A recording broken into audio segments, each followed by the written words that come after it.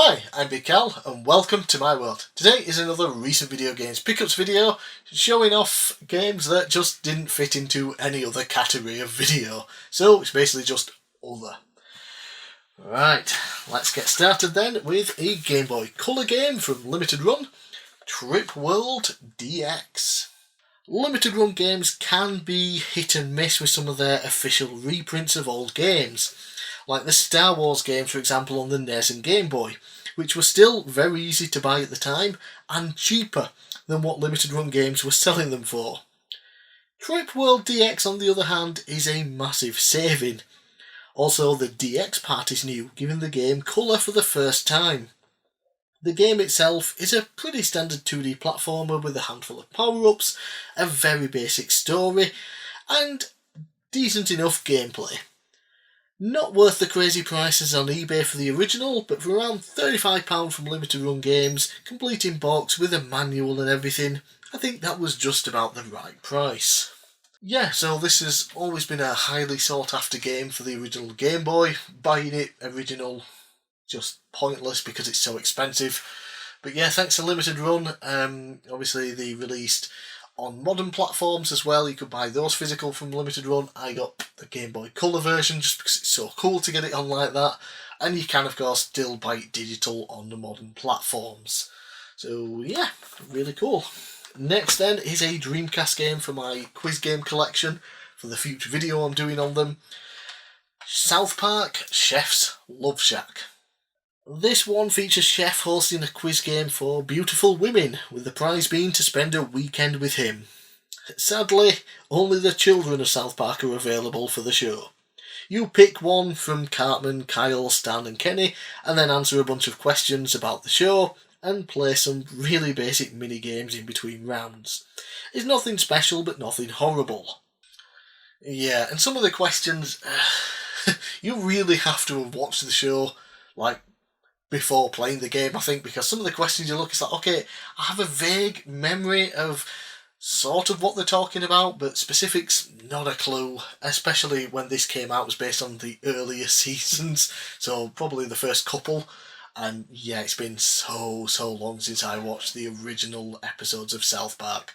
I was terrible answering the questions. Next, then, we have a DS game that I'd never heard of before, pac-pix. So yeah, I'd never heard of this game before, but I saw it was really cheap, and I just picked it up. Basically, Pac-Man has been trapped in a sheet of paper, and using the magical pen, aka stylus, you have to draw Pac-Man onto each stage, and then guide him around using lines to get him to change direction. Honestly, it's a fun and unique game in the Pac-Man series.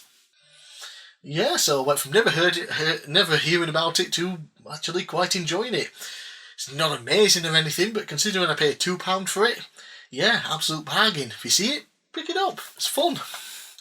We have another DS game that I'd never heard of before. I have the American version of it here because it was a couple of quid cheaper than the PAL version, and since it really just doesn't matter when it comes to DS games, it's all region free anyway, I just went with the cheaper option, and that is Magical Star Sign. This is a JRPG and a sequel to a Game Boy Advance title called Magical Vacation, which sadly never left Japan. Thankfully there are fan translations though. You play as a student at some sort of magic academy who, along with fellow students, have to travel to different planets to prevent an evil ex-pupil from executing whatever his evil plan is. I haven't got that far into the game. Combat is turn-based, which is my preferred fave, and heavily focuses on different elements: light, dark, fire, water, wood, earth and wind. You also have different planets with different elements that then affect the battle based on who you're using in your party and what elements they're using. And of course you have basic physical attacks, punches and kicks and things like that, but you also have to pay attention to where your characters are in the party, as you have a front row and a back row. Some attacks won't work depending on where you're faced, some will do more damage depending on where you are. So lots to look into there, and it seems like a really good, really interesting JRPG that I just never heard of. Definitely want to dive into this game at some point, but I probably am going to play the fan translation of the original on Game Boy Advance first, just in case the stories connect to each other. I don't want to be looking and like, okay, should I know who these characters are from the first game or not? I don't know. But either way, I just want to play the Game Boy Advance version as well, so yeah, I'll play that first one, and then I'll dive into this at some point. Okay, next we have some Nintendo 64 games, and these are wrestling games for my wrestling collection. Starting with WCW Nitro. And literally the only reason that I bought it is for my wrestling game collection. While the PS1 got a Nitro and Thunder game, the N64 only got Nitro about a year later, based on the Thunder game's roster. And also no European release, so had to import it. I never liked the PS1 games, and the N64 version is basically the same. I have no idea how to play it, and I don't really want to learn. Yeah, it's just one for the collection, nothing more. Ugh. Yeah. Next though is another WCW game that I actually like, and that is WCW Mayhem. If you're wondering why it's not a blue cartridge, I think, it is because the PAL version, we rarely got coloured cartridges. Yeah, a bit of a shame, but what are you going to do? So, Mayhem was released later in the year from WCW Nitro, and it is so much better. Featuring a simpler control system, more match types, a bigger roster, and just plain better gameplay, I really like this one. So, I grew up playing it on the PS1, and I always had a fun time with it, and the N64 version is basically the same, you just got a different controller. Yeah, so, WCW Mayhem. One for my wrestling collection, and one that I actually genuinely like as well. Lastly, for N64 games, we have, and I'm going to have to read this off my notes, because I'll forget, Shin Nihon Pro Wrestling Token Road 2 The Next Generation. Probably butchered the hell out of that, but basically it's New Japan Pro Wrestling game, and it is a sequel to the first New Japan Pro Wrestling game on the N64, just Token Road or Token Road 1. Yeah. And, believe it or not, this was the final N64 wrestling game that I needed for my collection. It is now complete. I own every wrestling game on the Nintendo 64, be it PAL, American or Japanese. So here, obviously, it's a New Japan Pro Wrestling game. I only played one match just to record footage, but I would like to go back and learn the controls because it seems pretty fun. So yeah, not too much to say on that one, but I have played the original a little bit and it was fun. Just have to remember what the hell the controls are. I hit a couple of moves, I think, but yeah, don't really know what I'm doing just yet. But it's one of those, if you learn the controls, it probably is going to be a blast. So happy to own that and happy to have completed my N64 wrestling game collection. There are actually more for it than you might think. A bunch Japanese, a couple American exclusive, and then the rest have just got European versions because I live in Europe. Right then, moving on, 2 games left. We have, for the GameCube, there's also a PS2 version, Evolution Skateboarding. And this is a sort of evolution of the previous Konami developed skateboarding game, ESPN X Games Skateboarding. I have heard good things about this one, so I gave it a try, and like with so many skateboarding games from the time, it tries to follow the Tony Hawk's Pro Skater formula with level objectives and even the controls.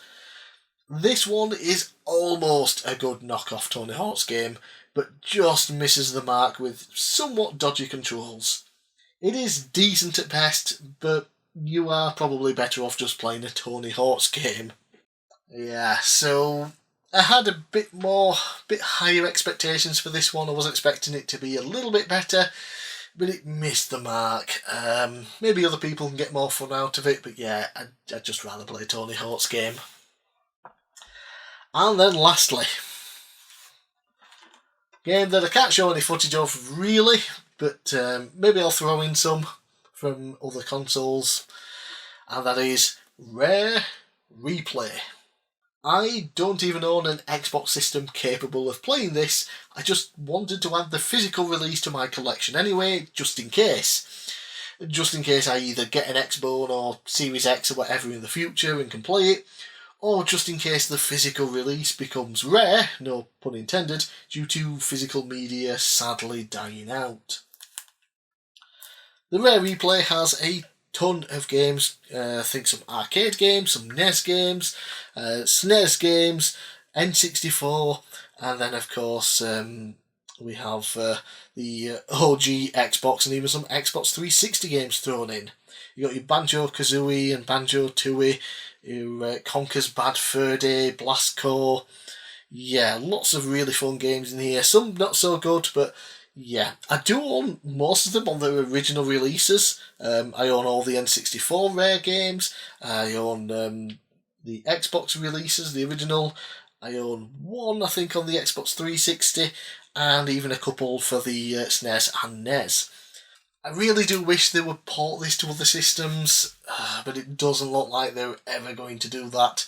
So yeah, I have to basically deal with playing the original versions, and maybe one day being able to play this off disc, because who knows how long the physical media will stay alive, and if they'll continue to release it digitally moving forward on newer systems. We just don't know.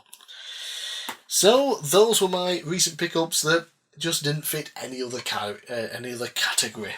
Finished off my Nintendo 64 wrestling game collection, got some interesting DS titles, limited run games. Yeah, some pretty good stuff there, I think. Anyway, I'm bigcal. Thanks for watching. Let me know down in the comments below what you thought of my pickups. Let me know what you've got recently, and I'll see you again next time.